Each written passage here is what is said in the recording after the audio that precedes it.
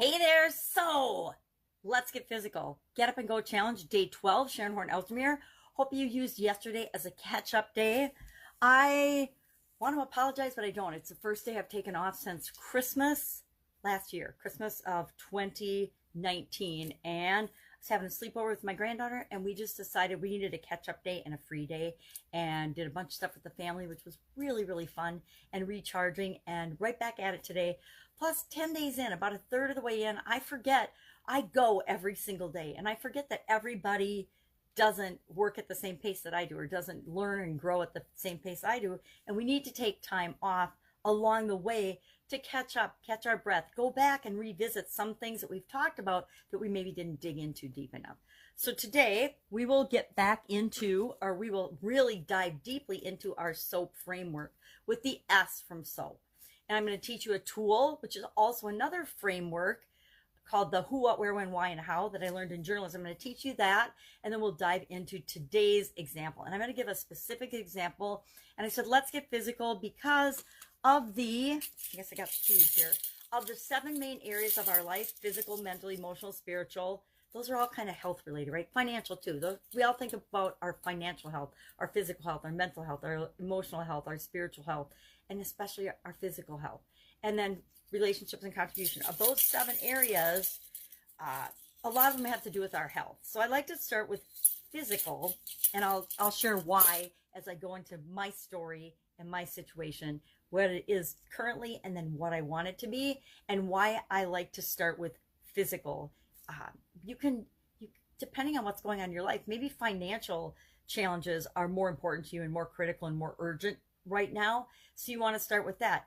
Go ahead, use whatever is most urgent and important to you, and walk through this with me over the next 4 days. We are really going to break down this SOAP framework, and by breaking it down, we start to learn it and make it a part of our I call it my repertoire. Most people call it our routines, our habits, but my repertoire, my repeated behavior, a SOAP framework has become a part of that for a couple of decades now.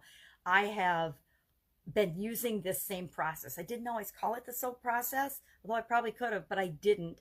But during COVID, during this whole pandemic, as part of the Get Up and Go Challenge, it's evolved and gotten better and better, and it makes it faster and easier for me to choose and make decisions and choices. It's how I decided to take yesterday off. After months and months of not taking a day off and just focusing on family, I was like, I need a reset. And so let's have a reset and a catch-up day and do what we need to do to continue to get up and go and move forward every day, and just recharge our batteries. So who, what, where, when, why, and how. Where does this come from? Why do we care? Why is this a tool we want to use and know?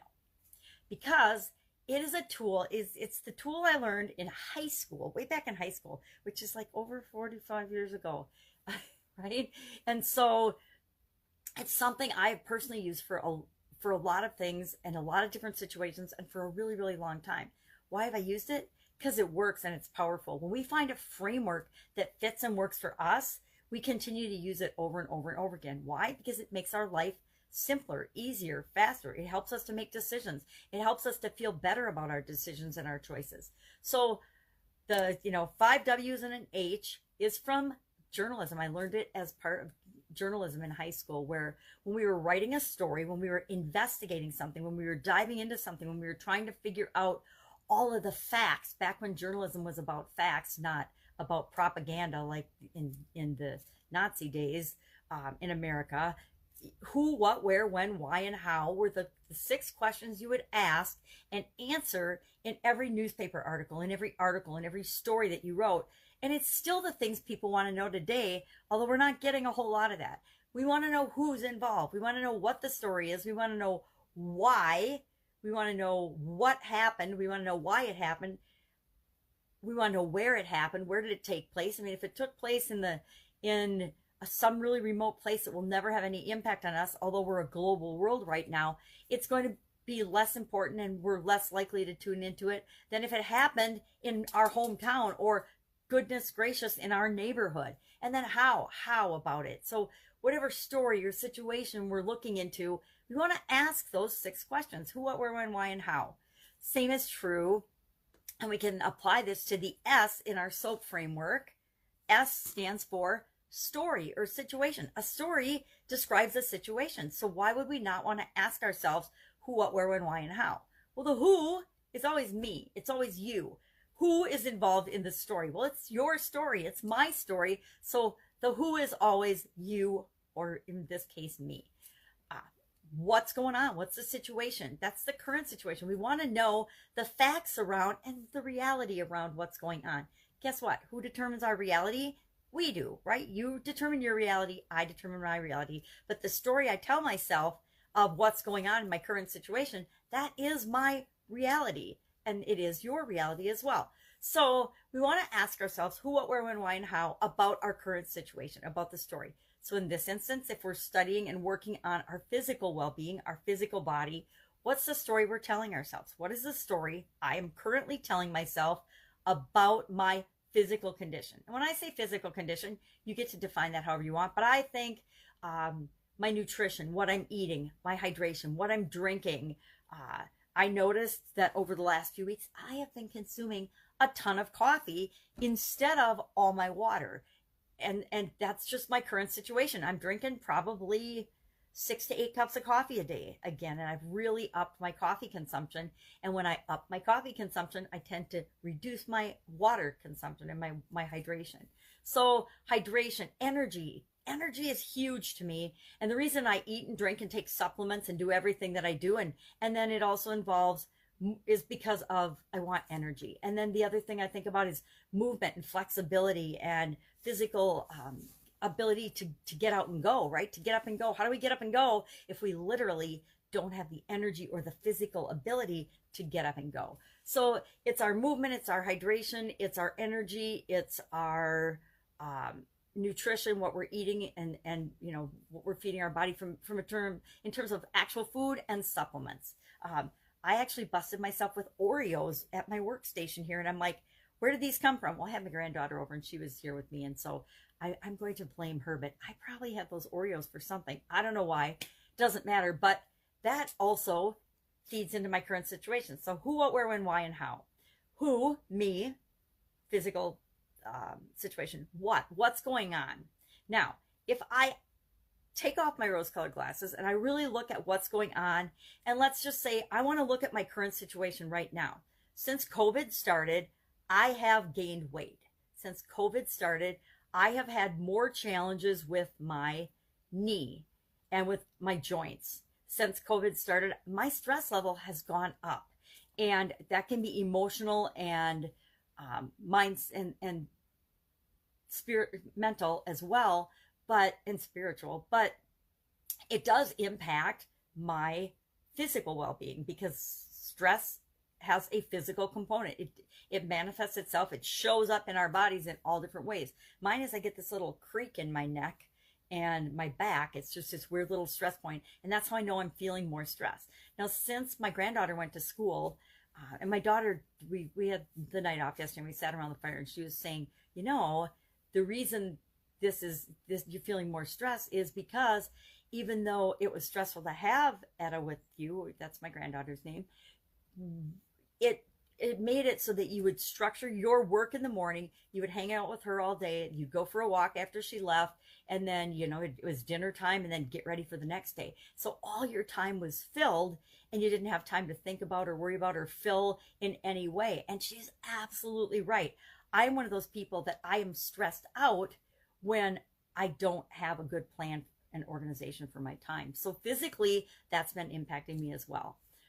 I also, for different reasons, have let my morning routine slip a little bit since the kids have been back home. And that's on me. That's got nothing to do with them. But physically, I know that my morning routine is critical to me. So granddaughter back at school, slip morning routine. So kind of what's going on? You know, what's the current situation? And then who, what, where? Well, where is me, wherever I happen to physically be in my house, personally, Wisconsin. So I'm in Wisconsin. Who, what, where, when? When is it happening? Right now, because we're describing the current situation. Why is it happening? Well, I could blame it, or I can come up with excuses or a whole bunch of things. And I think I just talked a little bit about the why. My granddaughter's back at school, so I have more discretionary time and more things that I need to and want to. And I think I'm digressing. So more time. And so I guess I talked about the whys. And then how has this happened? I've just gotten a little complacent and lazy and let things slip. So that would be the how, I would say. You know, it's all interconnected, but it's a lot of it has to do with the shutdowns and the things that we're experiencing as life is changing all around us. Guess what? Life is always changing all around us, and it's up to me, I know this, to structure things that work for me physically. But my current situation is not exactly what I want it to be. I don't want my weight to be up. I don't want my joints and my knees to hurt. I did just have a cardio exam, not a cardio exam, but my very first video doctor appointment, which was really weird but interesting. And I asked some questions. I said, you know, I am feeling stressed out. I'm doing this. So we're going to check some things, but I don't think it's any of those things. I think it is just the dynamics of the world and what's going on around and the changes that I personally am experiencing. And so that's the current situation. Now we know the current situation, and we need to know the desired situation. Now, our action item today is to describe in one sentence our current physical situation, or our current whatever area situation we're working on, and then in one sentence describe our desired outcome, our desired, what we want. Because if we don't, we have to know where we are and where we want to go in order to fill this gap, right? And the Get Up and Go Challenge is all about filling the gap between where we are and where we want to go. So where I am is I'm too heavy. I don't have all the energy I want. I'm stressing out about stuff that normally would just blow right off. And my morning routine has gotten a little out of whack and needs tweaking. Let's say those things. What do I want to have happen? I want to be at my ideal weight. I want to have a lot of energy, and I want to be flexible and be able to move so that I can, and I want the energy and the flexibility so I can do what I want, when I want, where I want, with whomever I want, wearing whatever I want, and I don't even have to think about it. That's what I want. I want my physical well-being to have processes and habits to the point that I don't ever have to really spend any mental energy or mental bandwidth thinking about it. I just have things automatically working in my life and keeping me at optimum health so I don't have to worry about it and think about it. And I had that pre-COVID and had things just clicking along. And then I let things slip during COVID, and they've gone up and down and up and down and up and down. I got really structured in the beginning when I first started watching my granddaughter. And as she's gone back to school, the beginning of September, I've let things slip. So that's it in a nutshell. Our tool today, who, what, where, when, why, and how. And we can use that to investigate and look at our current story, our current situation, and then what we want, what our desired situation is.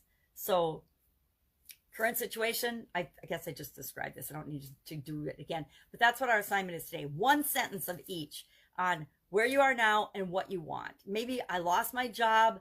I want to replace my lost income. It can be as simple as that. And so you'd be working on probably financial. For physical, I've gained weight. I want to be at my ideal weight. I am stressed out. I want to reduce my stress. I have no energy.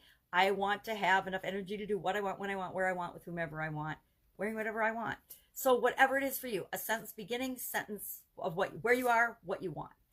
And that's it. That's our challenge for today. Any questions, hit me up, because I'm not sure I did an awesome job explaining this story and the situation. But I think we all know the biggest challenge with our situation is being 100% honest with ourselves about where we are.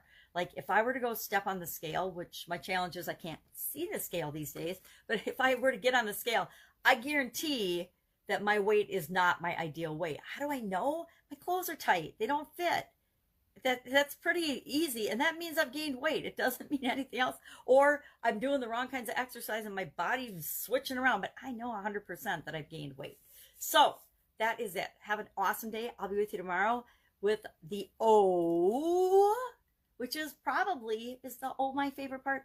I guess the whole framework is my favorite part. So I'll probably say O is my favorite part. But we'll be here with the O in soap tomorrow. And that is actually one of my favorite parts because it opens us up to possibility. All right, have an awesome day. Be with you tomorrow.